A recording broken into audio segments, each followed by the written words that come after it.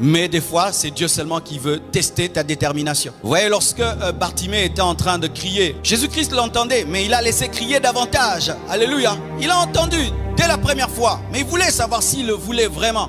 Et des fois, quand tu pries, Dieu veut tester si vraiment tu le veux.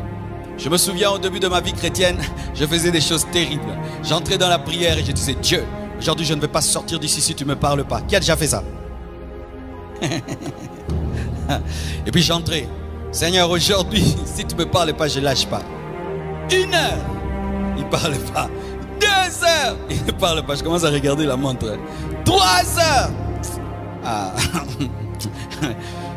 Ok, comme tu veux. Mais quand j'ai lu l'histoire d'Heidi Nabala, je me suis vraiment repenti. Heidi Nabala, quand il a lu la parole de Dieu, il s'est rendu compte que Dieu pouvait faire aujourd'hui les miracles qu'il a fait hier. Il est allé dans une grotte prier. Il a dit, je vais jeûner jusqu'à ce que Jésus m'apparaisse. Et Heidi Nabala est entré dans cette grotte. Il a commencé à prier. Il était faible, fatigué comme tout. Et il a dit, si je vais mourir, je mourrai.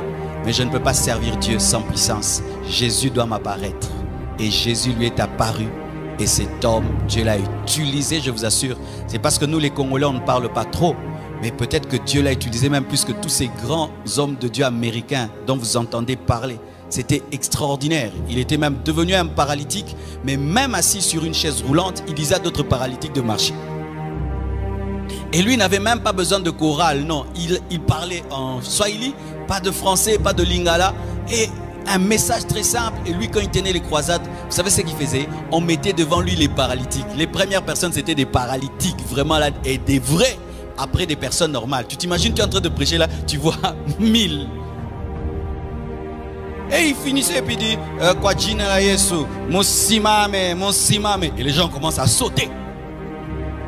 Et le prix, c'était quoi? L'insistance. Tu pries, mais tu n'es pas déterminé, c'est ça ton problème. Tu lâches vite.